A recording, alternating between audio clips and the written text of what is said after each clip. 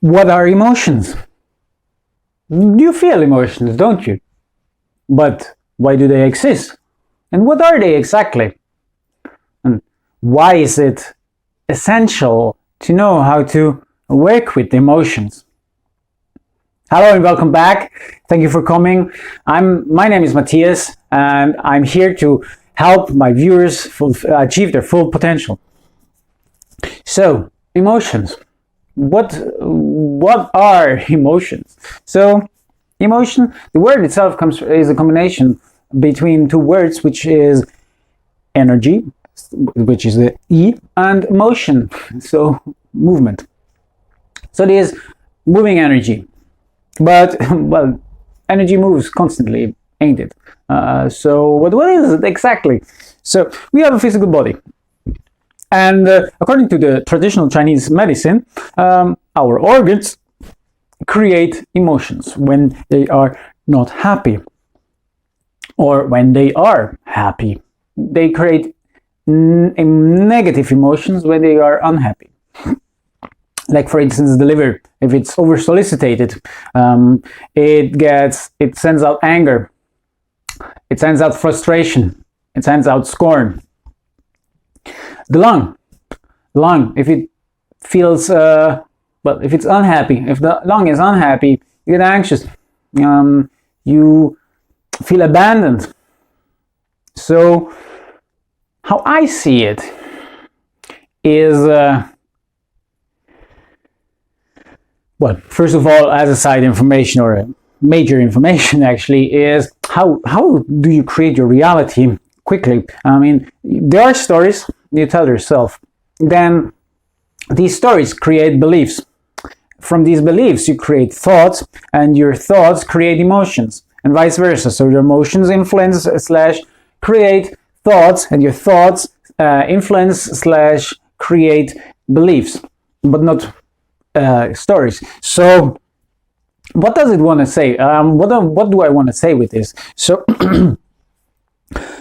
you might think something, and you react to this, or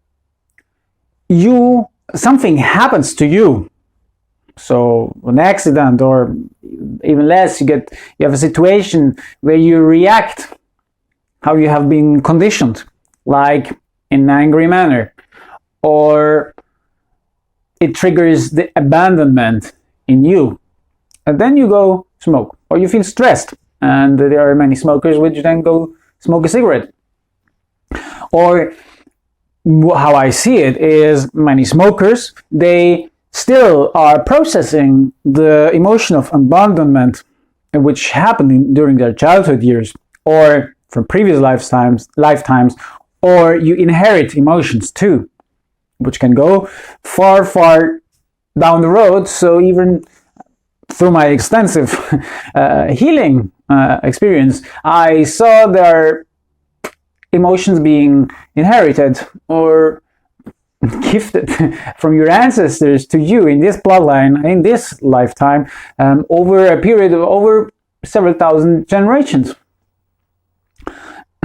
So imagine, but this happens when the emotion or the situation was very intense, really intense.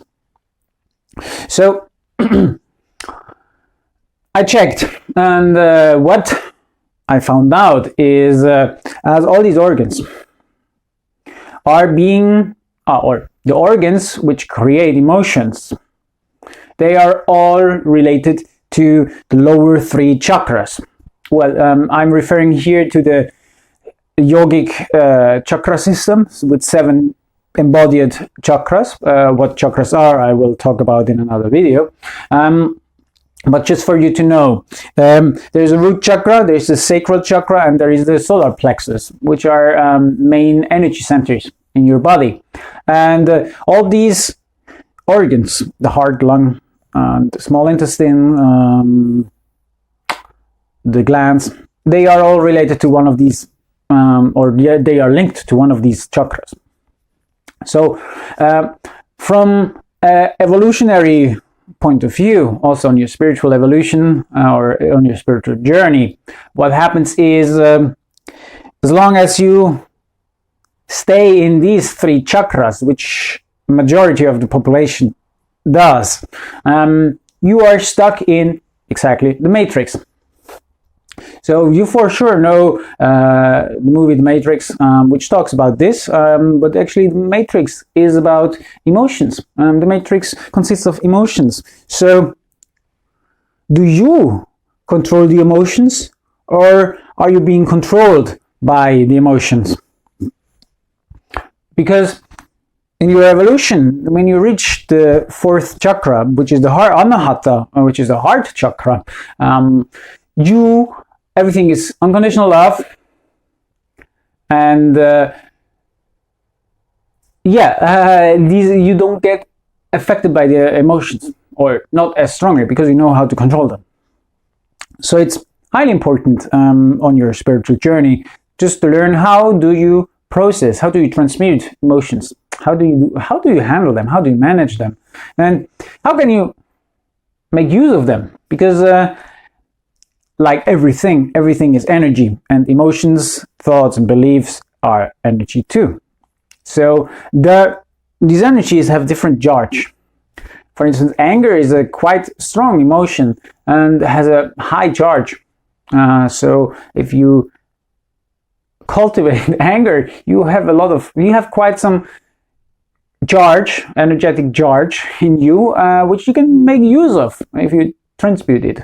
For instance, the former German goalkeeper Oliver Kahn, I happened to stumble upon this quote when I was young, was, anger is completely okay. You just need to know how to make use of this energy. Because he got hit by a golf ball and so on, and he was known for, or he was famous for being an angry person in general, or had his explosions of anger. So yeah, how do you work? I mean, in the spiritual realm, New Age and everything, and also in the conditioning in our society, it's usually said negative emotions are not good to be expressed, are not good. You shall not have them. You shall not experience them. Which then leads to what is called a toxic positivity. So even though you feel sad, even though you feel depressed, even though you feel angry or so, you repress it. You repress that and put a smile on your face, even though you would like to cry, even though you would like to shout or scream or whatever. But what this then does, by repressing these emotions, these negative emotions, you create an energetic ball of the size of a fist, clenched fist, which then gets somewhere in your body and accumulates there. And as the law of attraction states, like attracts like, you create, the more of these energetic balls you have, like anger as an example, the more situations you attract where you usually react in an angry way. So the more people repress their emotions, the more they attract circumstances in their outer reality that makes them react in a similar way as they usually do. So emotional hygiene is highly important, and otherwise it may end up in tragic circumstances. For instance, there was a woman from my place where I was born in Basel. There was an elderly woman, or an old woman, sitting on a bench, and there were children playing outside. One of them was Albanian, 9 years old or so. And what this old woman did, she was quite frustrated during her life. He got frustrated by the government and so on. What then she did to attract attention, what she later said, is she stabbed this boy into his throat and killed him by doing so. and this to attract attention. So in order for her to talk about and let out all her frustration. So you see, crime, acts of crime or other things usually are, in my point of view, related to repressed emotions. Murder, as long as it is not some disease, illness, or such, or mental health issue, let's say, these are all results of repressed emotions, which is cultivated in our society or through all the programming. So, I mean, especially you can look at well, in Switzerland, for instance, you can say, usually what you say is the people have a Die Leute haben einen Stock im Arsch, which means they have a stick in their ass, up their ass, because they are rigid and they are very stiff. And it's not only it's not only in Switzerland, but other countries too. So you compare it, you can usually compare it, and they say, okay, northern hemisphere and southern hemisphere. So the northern hemisphere is more cold, less emotional, and the southern hemisphere is more emotional. They are more alive. And also Romania, where my ex-girlfriend comes from, it's a very emotional. It's a very emotional country, language. Lifestyle. Also Spain, Italy, you for sure know, and so on. So emotions are an integral part of the culture, which makes them react in quite extreme ways. Well, you for sure, you know what I'm talking. Maybe you know what I'm talking about. Otherwise, ask down in the comments, and I'm glad to answer your questions. So, but let's continue. Where was I?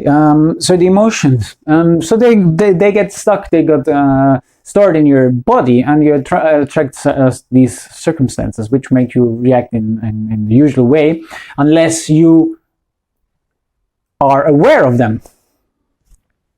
So, as you can control your emotions, or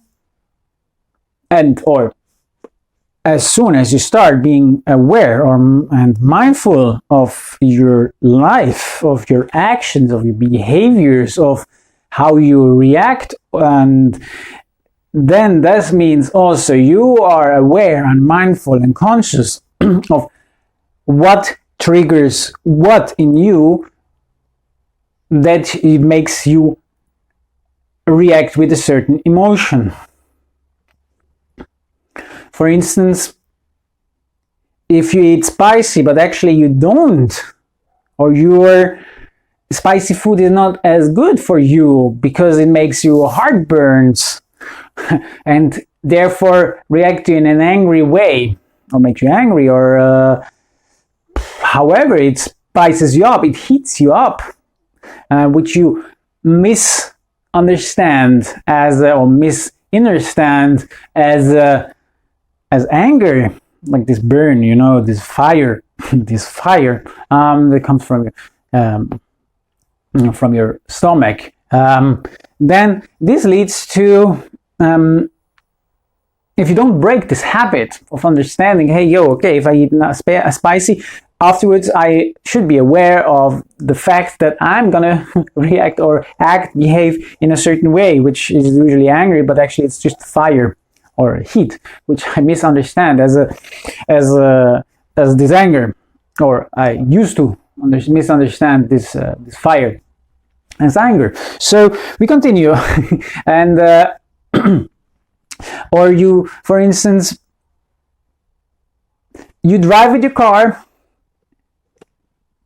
every morning to work and get into traffic jam.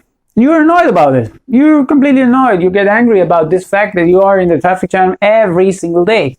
So very simply, why? First of all, you have different options on how do you handle this situation. First of all, look at the situation. Okay, I'm sitting in traffic jam. how you can change your mindset, or you can shift your mindset and say, okay, I'm here in traffic jam. How could I make use of the time here? It's allowed to that this happens to me. So how can I use this time? Maybe I think about it. Maybe use it in a positive way, in a constructive way, instead of focusing on the negative, on the deconstructive. Or simply finding as a solution, you just don't take the car and go to work, because it's every single day it is the same habit. So do you really need to go to work by car? Or can you do maybe a car sharing, or use public transport in order for you to reduce traffic, private traffic, or B, for your own health, for your own sanity, which prevents then, or you avoid using the car and getting triggered every day. So do you focus on negative, on the deconstructive, or do you focus on the positive, constructive? How do you react? And then, okay, you think about how do you react usually, and then, okay, maybe I should change the way I act. So in order not to react to this circumstance which I caused by me choosing to take the car and using my private car going to work. Or you change mindset, because the mindset influences, creates the thoughts. So how you go one level higher and say, okay, how can I change my thoughts by changing my mindset? So for me not to get annoyed, not to have this trigger of being annoyed. So you remove the trigger. You remove your reaction to this trigger, or best would be the trigger by itself. So for the mindset thing is a highly important thing to know, is like everything can happen. Isn't everything allowed to happen? Because actually it's a projection of your inner world to the outside. You create your reality.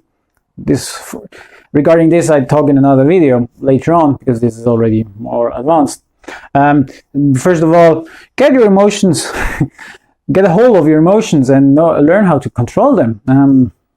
This is also important. To learn how to meditate. For instance, meditation helps in this. Because you learn how to direct your focus, your attention to something. Because either you focus on the situation and the negative, or you then just redirect your focus, your attention towards, for instance, your breath. What helps really when you get angry and you really want to shout at someone or so, or you want to start beating someone, is a very simple thing. The 3 deep inhalations, in and exhalations. It brings already wonders. It helps. It really helps. But maybe another example is our human body is made for movement. And you sitting the whole day in your office makes your body communicate with you, hey, yo, I'm very unhappy. I would need to move, but you don't move because you think you cannot move, or your job doesn't allow so. However, then this makes you unhappy and such. So it might be time to change the job, or just change habits, your actions. Habits are actions, which are on autopilot. So for you, as a tip now about emotions, how to handle emotions, and the question, do you want to leave the matrix?